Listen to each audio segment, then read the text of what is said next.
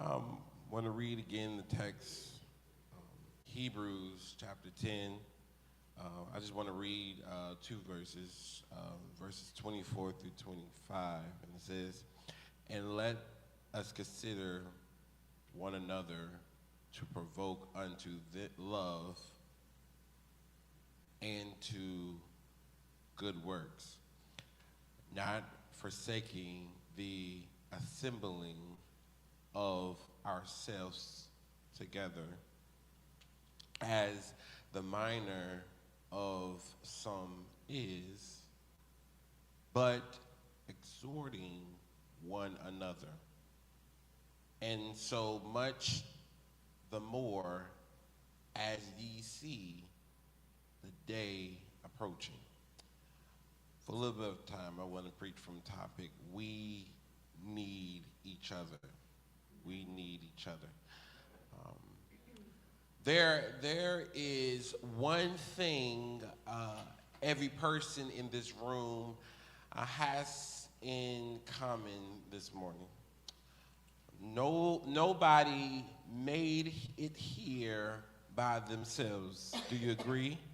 Nobody made it here alone. Nobody woke up on their own. Something or someone had to help them up. Now, I don't care about how much education we have. I don't care how long we've been saved. I don't care how much money we have. There was somebody who helped you and I get where we are. Do I have a witness? That when you wanted to quit, somebody encouraged you.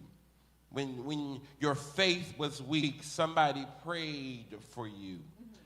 When you couldn't see your future on your own, somebody reminded you what God had already said.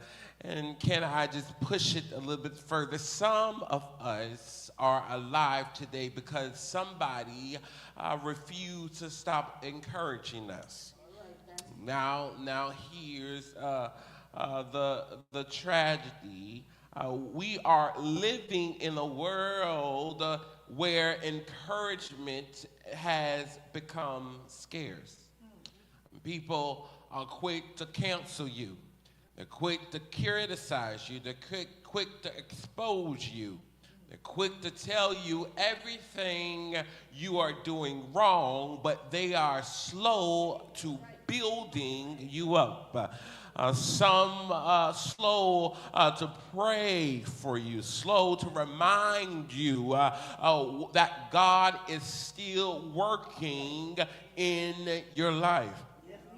And if we are not careful, that spirit can creep into the church. That spirit of not being able to help somebody, that spirit of not being able to lift somebody up can creep into the church.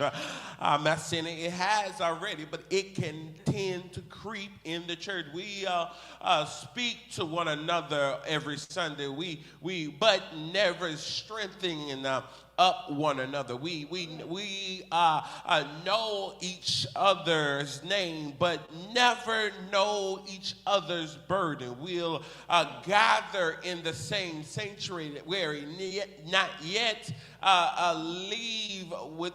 leave without helping somebody carry what they are walking with. Can I tell you something God convicted me about? Can I tell you something God convicted me about? The church, hear me, the church doesn't grow because of great preaching alone. The church doesn't grow because of good music or good singing. The church doesn't grow because we have the best programs. The church grows when everybody believes that a believer understands that they have a ministry.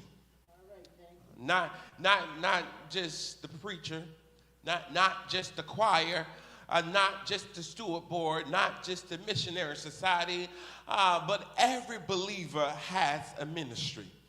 And one of the greatest ministries God has entrusted to us is to his people is the ministry of encouragement. Yeah, ministry that everybody can do. The ministry of encouragement. The ministry just to say, I'm thinking about you. The ministry just to say, I'm praying for you. That's why when we arrive at Hebrews chapter 10, the writer isn't talking about who have gotten it all together. It doesn't talk about who has it all together. He's talking about tired folk.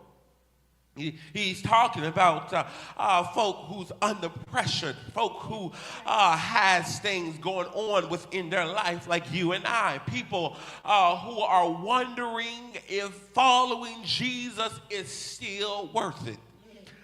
And it isn't, instead of telling them to try harder, he tells the church to look at one another, love one another, and encourage one another.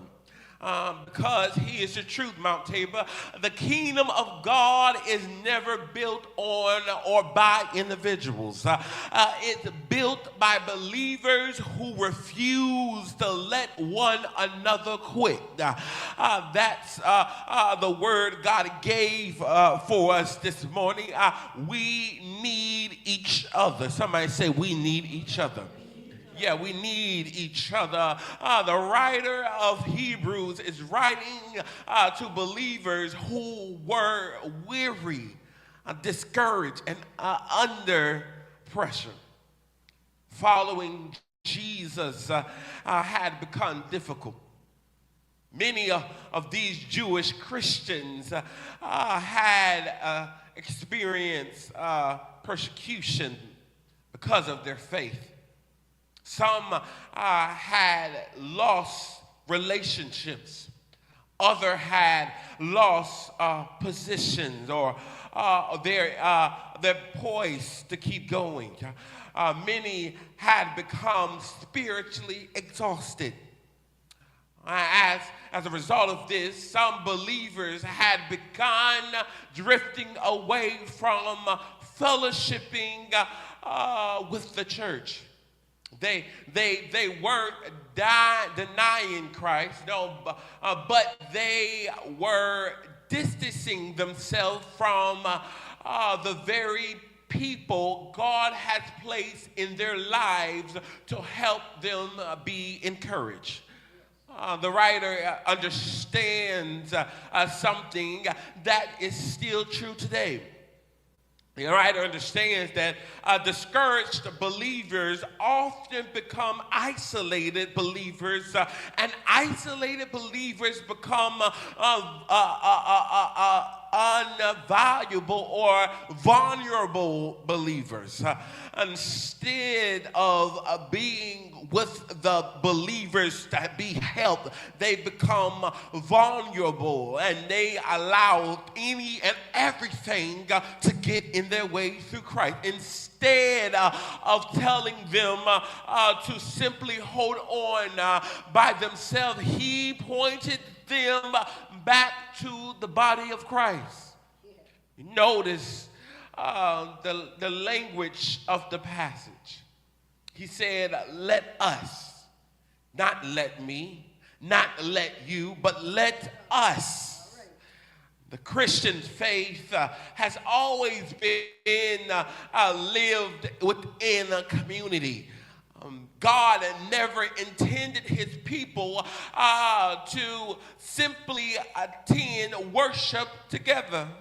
He intended for them to strengthen one another, pray for one another, and encourage one another until Christ returns. That's why we have the church. That's why he birthed the church, not for it to be a social club, but for people who are in situation, for people who need to get closer to Christ, for people who need to be at one, to come together and worship God together. The church was for people who was in situation, people who were broken, people who didn't have it all together, to come together and to be able to pray to our God and to give him all the praise, because he was the one that was going to return.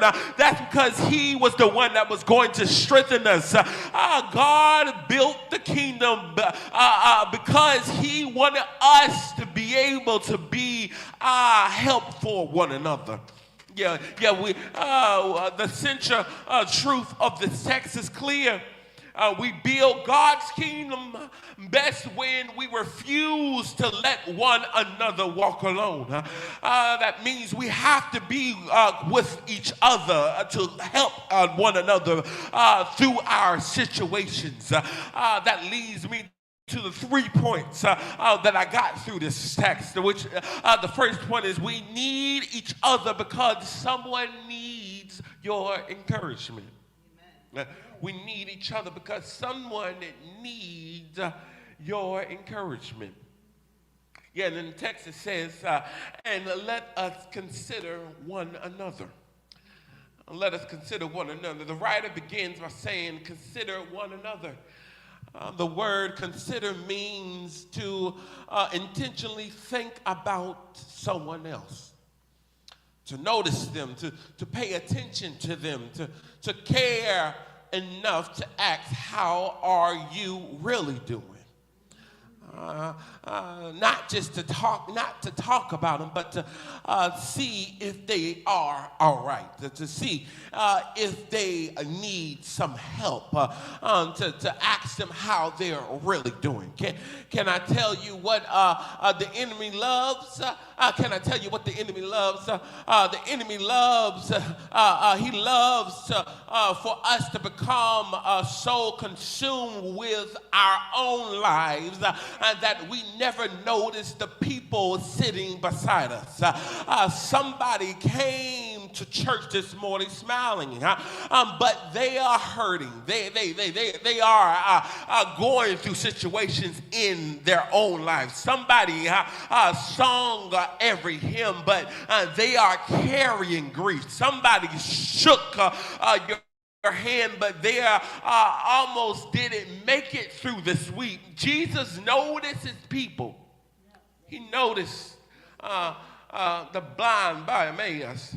Yeah, he noticed the woman with the issue of blood. He noticed Zacharias. He noticed people everyone else overlooked. Can I tell you, my table, who have you noticed lately? Who have you checked on lately? Who have you prayed for lately? Sometimes encouragement isn't expensive. It's just a phone call. It's just a hug. It's just a visit. A handwritten letter or a handwritten card. It's just as simple as a text saying, I'm praying for you.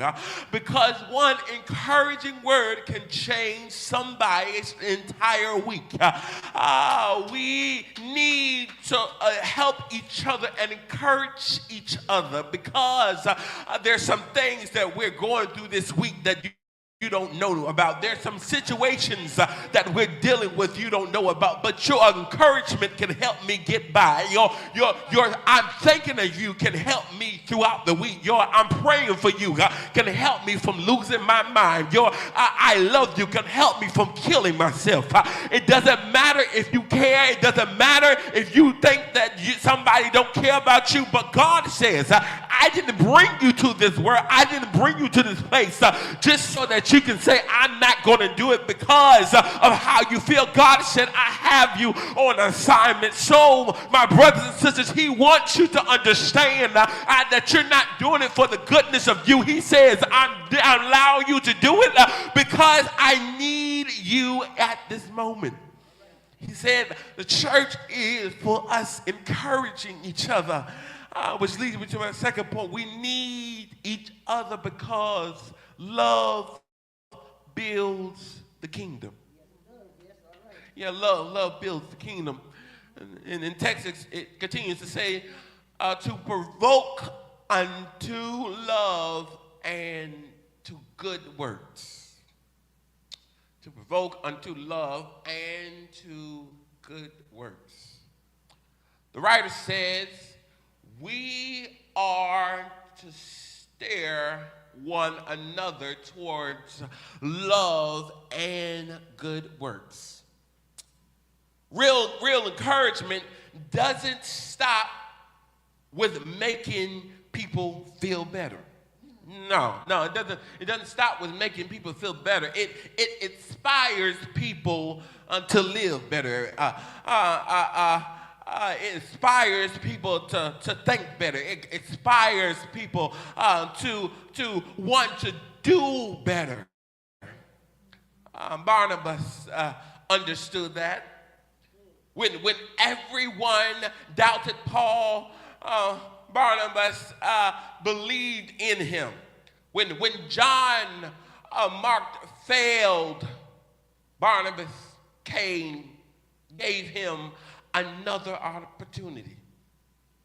But what if Barnabas had given up on them? How many ministries would have ever happened? How many things would have never happened? That's why our words matter.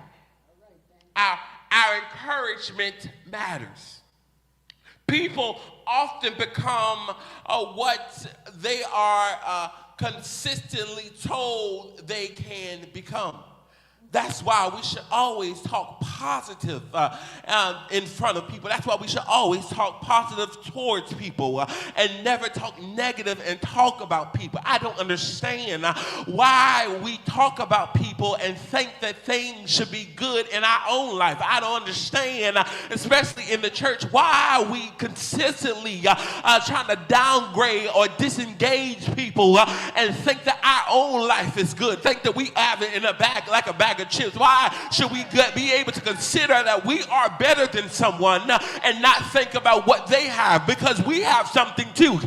That's why God says we have to be able to understand not just what we're dealing with, but somebody is dealing with something too. But that's why when we're in the church, we have to understand that He wants us to be able to lift up one another and not break each other down. We have to be able to understand that we have to be able to encourage one another and lift up somebody and say, I'm here when you think that nobody is here. I'm listening to you when you think nobody is listening. I'm here to build you up when you think that nobody can see my pain, when nobody can see my grief. God says, I need you to be able to understand that in this season, I need you to love better than you hate. I need you to be able to get somebody to understand my love is better than what it is that you think it is. My love is what's going to cure that disease. Your love for that person is what's going to be able to help that person survive. Your love for that person is what's going to help that person understand how good God is. Your love for that person is going to help that person understand their worth. You can't allow yourself and to be able to understand that you are here just for yourself. No, you're here for that other person. That's why back in the day we used to have testimony service. And within testimony service, it allows somebody to understand what you went through. And when you went through that situation, it allowed the next person to understand that I can go through it too. And it allowed them to understand if you can go through it and that person could go through it, there still is a God. That means when I go through the pits of hell, when I go through things I thought I couldn't get out of, God said that you can get through it because you heard it. You heard it and you saw it. When you just seen it, then you just see that person that was cured from a disease. Did you see that person that didn't think they would be alive, but they were able to tell that they understood their their assignment and they knew that there was a God. So my brothers and sisters, understand with your love for one another, that is what's going to help that person survive. Yeah, it's going to help them survive. So our encouragement matters. People often become what we say they are. Some people have heard the criticism their entire lives. That what they need is somebody to remind them that God still has his hands on their life. Yeah. The church ought to be the safest place for broken people. It ought to be the safest place for people that are broken and that are going through situations, not because we ignore sin, but because we point people towards grace. The devil tears down, but God is the one that builds up. And if we are God's people, our words ought to sound like our Father's voice, because love is what builds the kingdom, which leads me to my third and final point. We notice each other because we are stronger together. We need each other because we are stronger we are stronger together. The scripture says, and it continues to say, not forsaking the assembling of ourselves together. Not forsaking the assembling of ourselves together. This verse isn't simply about church attendance. It's about staying connected. See, the enemy understands something. When believers isolate themselves, they become easier targets. A sheep separated from the flock becomes vulnerable. God never designed Christians to survive alone. He created the church so we strengthen one another. He created the church so we can be together to strengthen one another. Can I tell you something? Somebody needed to be here today.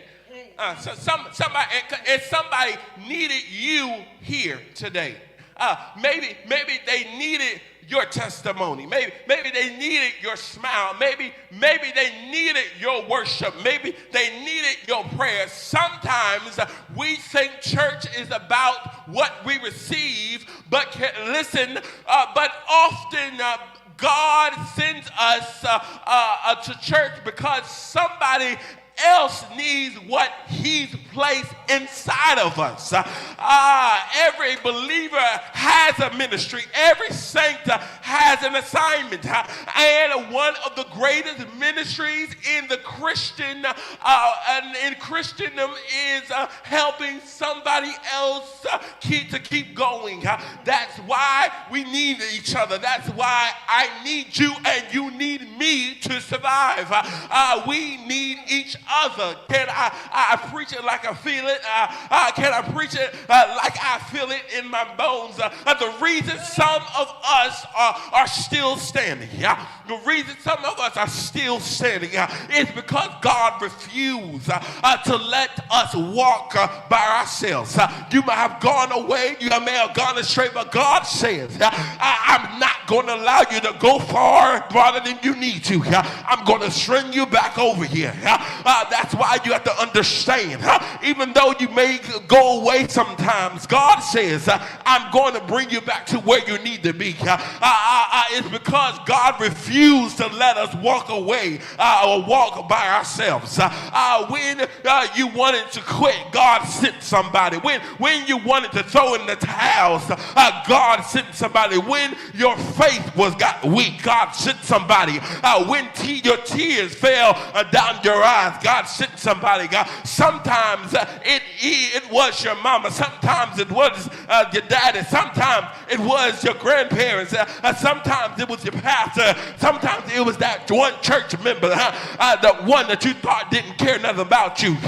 Sometimes it was that friend. Sometimes it was somebody you barely knew, but God knew exactly who to send. God knew exactly what you needed. God knew exactly where to take you so that you wouldn't get too far, but you'll understand why you need to be in the fold. You'll understand how to keep going. You'll understand why you need to be here today. It's exactly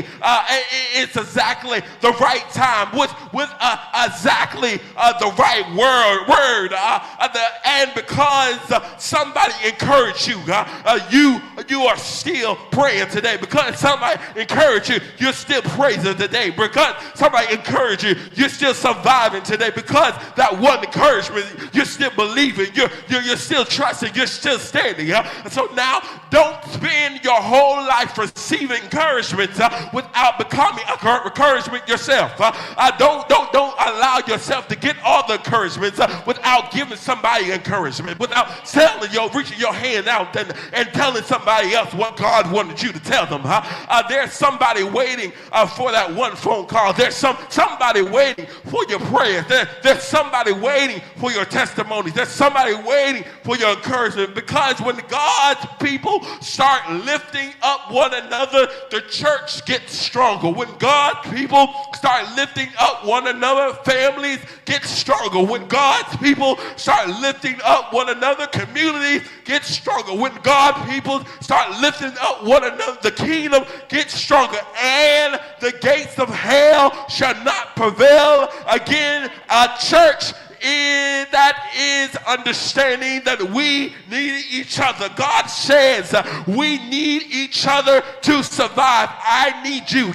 You need me to survive. I can't do this without you. You can't do this without me. The devil may try to tell you can do it, but you can't do this without me. That's why we have to be able to come to church together. That's why we have to be able to pray together. That's why we have to be able to praise together. That's why we have to help each other, because God said, I need you to survive.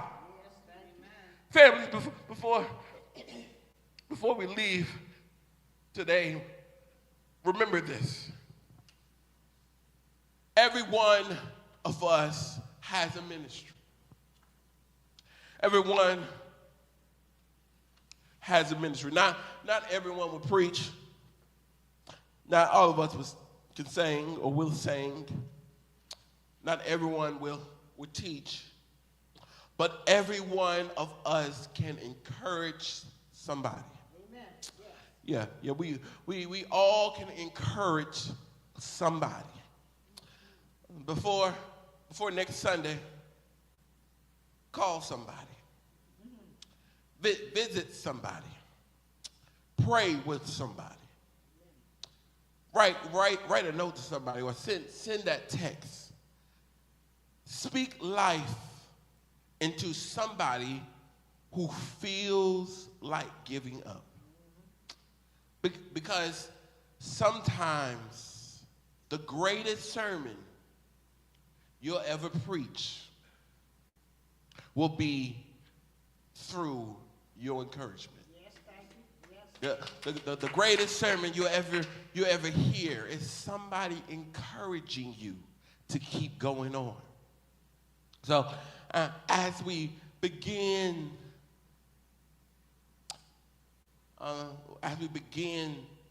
this month of July, I believe God is calling Mount Tabor to become known as a church of encouragement. A church where people are seen. A church where people are prayed for, a church where people are loved, a church where people are strengthened, our community doesn't just need another church. Our community needs a church that reflects the heart of Christ. So this week, don't just come to church. We have to be the church. We have to look for someone to encourage. Look for someone to strengthen. Look for someone to remind them that God is still faithful. Because every encouraging word points everyone back to Jesus. And when we encourage one another, the church becomes stronger. What, do you believe it? When we encourage one another, the church can't be divided. When we encourage one another, the church can't have people drop off, because that allows us to become stronger. The kingdom continues to grow when we encourage one another, and God receives all of the glory. So Mount Tabor, don't forget this truth. Don't forget this truth. Don't forget that we need one another. We need our prayers. We need each other.